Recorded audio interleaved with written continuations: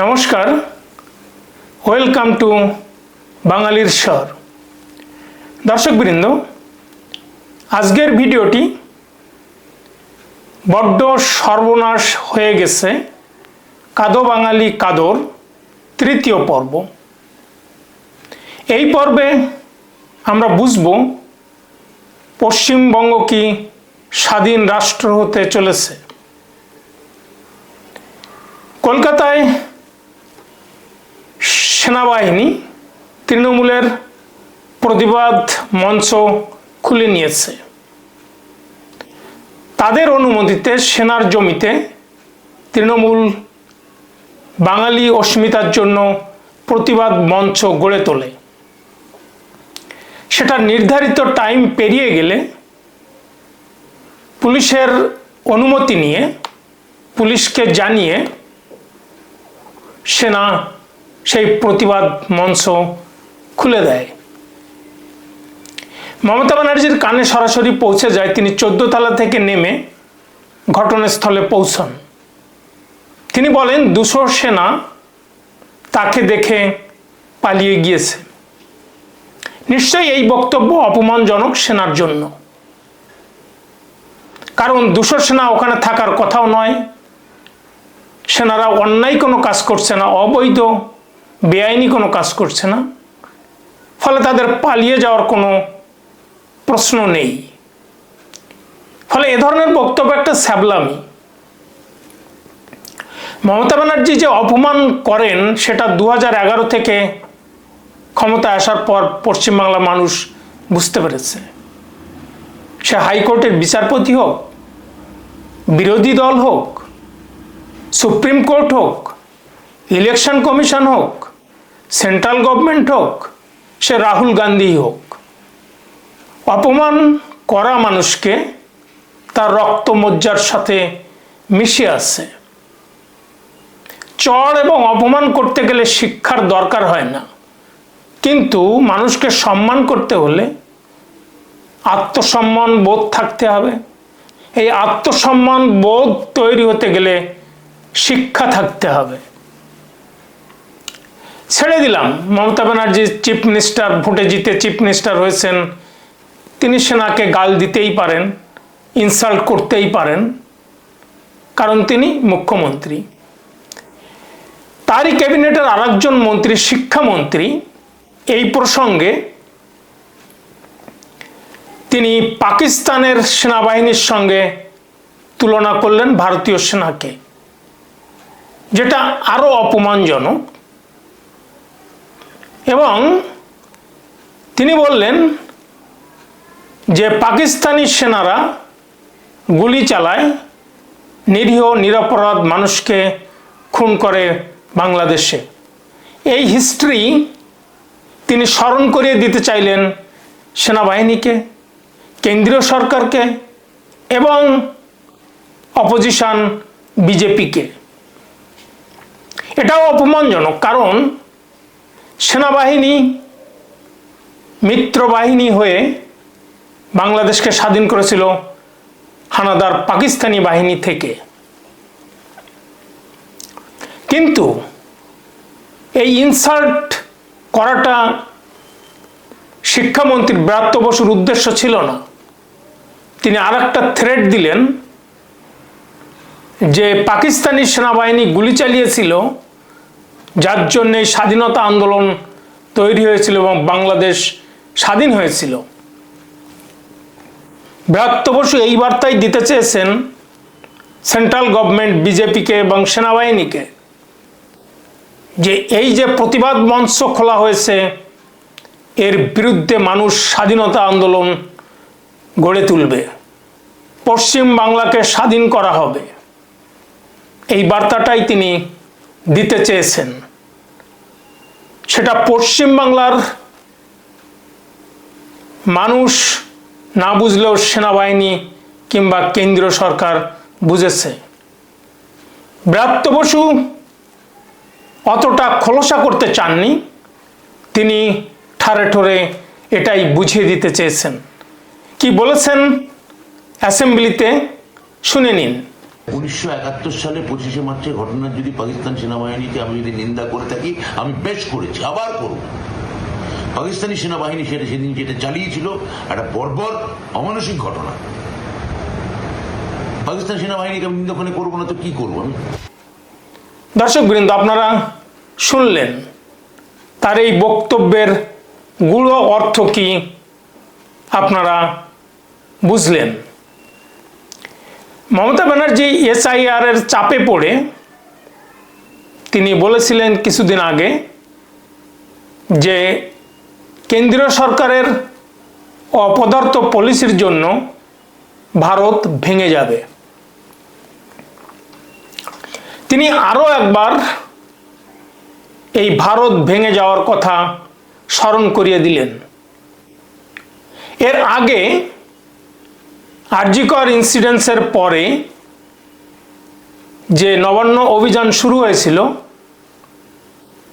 সেখান থেকে তিনি হুঙ্কার দিয়েছিলেন যে বাংলাতে আগুন জ্বললে আসাম, নর্থ ইস্ট, বিহার, উড়িষ্যা, ঝাড়খণ্ড, উত্তরপ্রদেশ, দিল্লিতেও আগুন জ্বলবে। কি বলেছিলেন আপনারা একটু শুনুন। মনে রাখবেন, বাংলায় যদি আগুন লাগান, আসামও থেমে থাকবে না, নর্থ ইস্টও থেমে থাকবে না, উত্তরপ্রদেশও থেমে থাকবে না, বিহারও থেমে থাকবে না, ঝাড়খণ্ড থেমে থাকবে না, উড়িষ্যাও থেমে থাকবে না, আর দিল্লিও থেমে থাকবে না।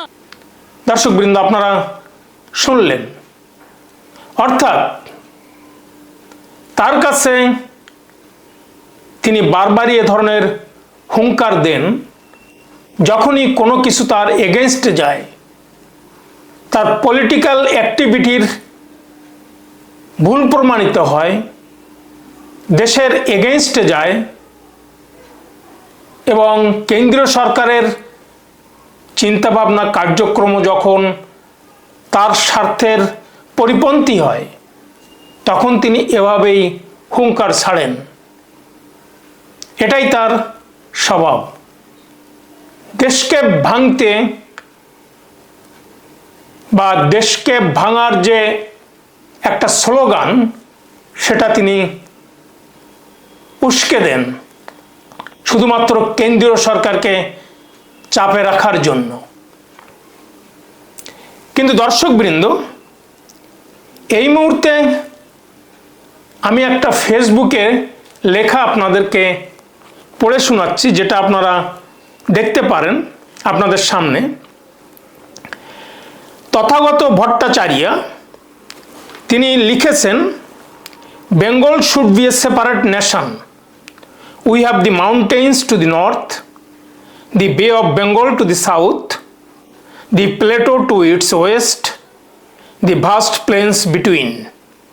Numerous rivers and waters bodies are there. We are not landlocked. We should chart our own roadmap. We have nothing in common with the north or south of India. অর্থাৎ তিনি বলতে চেয়েছেন, পশ্চিমবাংলা একটা স্বাধীন রাষ্ট্র হওয়া উচিত। একদিকে আছে পাহাড়, একদিকে আছে সাগর, একদিকে আছে সমতল ভূমি, প্রচুর নদীনালা আছে। পশ্চিমবাংলার ল্যান্ডলক নেই। আমাদের রোডম্যাপ আমাদেরই করা উচিত, কারণ সাউথ কিংবা নর্থের সাথে আমাদের কোনো মিল নেই। দর্শকবৃন্দ, উনি প্রকাশ্যে বিবৃতি দিচ্ছেন এভাবেই পশ্চিমবাংলাকে স্বাধীন করার জন্য। তাহলে তার এই বক্তব্য, তার এই ফেসবুকের এই লেখা, এটাই কি মমতা ব্যানার্জির মাথায় যা ঘুরছে, ব্রাত্য বসুর মাথায় যা ঘুরছে, তার সঙ্গেই তো সামঞ্জস্যপূর্ণ। কে এই ব্যক্তি? ইনি হলেন মহেশ্বেতা দেবীর নাতি নবারুণ ভট্টাচার্যের ছেলে। এরা বংশ পরম্পরায় কমিউনিস্ট। এই কমিউনিস্টরাই চেয়েছিল পাকিস্তানের দাবি মানতে হবে, তবেই ভারত স্বাধীন হবে। এবং জ্যোতি বসু ক্যালকাটা কিলিংয়ের আগে কলকাতাতে যে হোসেন শহীদ সরওয়ার্দী এবং খাজা নাজিমুদ্দিনের মিটিংয়ে উপস্থিত ছিলেন, এরাই নেতাজি সুভাষচন্দ্র বসুকে তোজড় কুকুর বলেছিল এবং ভারতের পার্লামেন্টকে এরা শুয়োরের খড় বলে, রবীন্দ্রনাথ ট্যাগরকে এরা বর্জীয় কবি বলে এবং 1962 সালে চীন ভারতের যে যুদ্ধ হয় সেখানে তারা ভারতীয় জওয়ানদের রক্ত দিতে অস্বীকৃতি জানায়। আজকে তিনি পশ্চিমবঙ্গকে স্বাধীন করতে চাইছেন, ভারত থেকে আলাদা করতে চাইছেন। তর্কের খাতিরে আমি ধরেই নিলাম পশ্চিমবাংলা স্বাধীন হলো। আমার প্রশ্ন, বেঁচে থাকতে পারবেন তো পশ্চিমবাংলাতে? পরে পাকিস্তানে হিন্দুরা বেঁচে থেকেছে কি?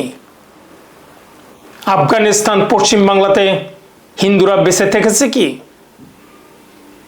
সেদিন তো এই কমিউনিস্টরাই বরিশাল, নোয়াখালী, বাকেরগঞ্জ, ঢাকা, রাজশাহী, রংপুর থেকে পালিয়ে এপারে আশ্রয় নিয়েছিলেন ভারতে। ঠিক একই অবস্থা হবে না তো? পশ্চিমবাংলাকে স্বাধীন করে দিয়ে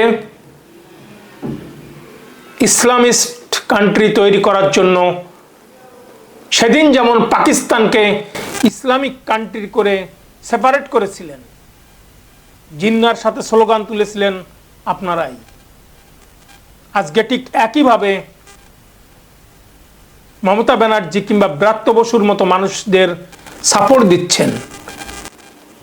আপনারাই আরবান নকশাল, মানুষের ভিতরে এই বীজ বোনা শুরু করে দিয়েছেন। কিন্তু আপনারা থাকতে পারবেন তো পশ্চিমবাংলার স্বাধীন রাষ্ট্র হওয়ার পরে?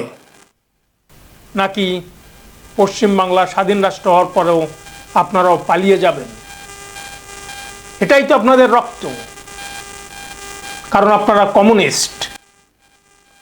তৃণমূল সিপিএমের ভিতরে কোনো তফাৎ নেই, শুধু পতাকা পাল্টানো, বেসিক্যালি একই আন্ডারস্ট্যান্ডিং।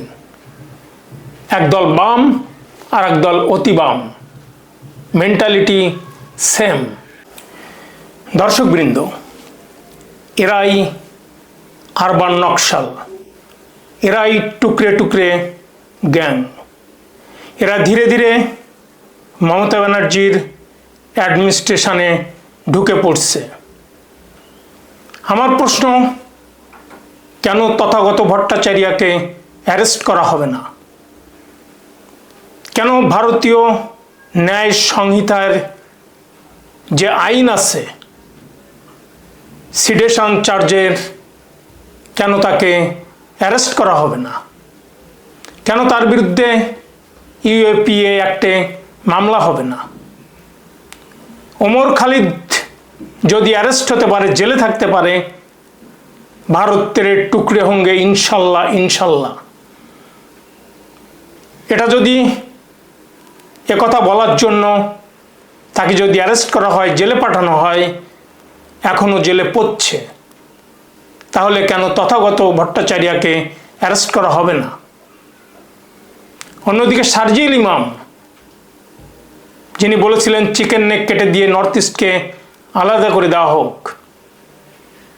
এই উস্কানি দেওয়ার পরে তার বিরুদ্ধেও সিডেশন চার্জে মামলা হয়েছে, এখনো জেলে আছে।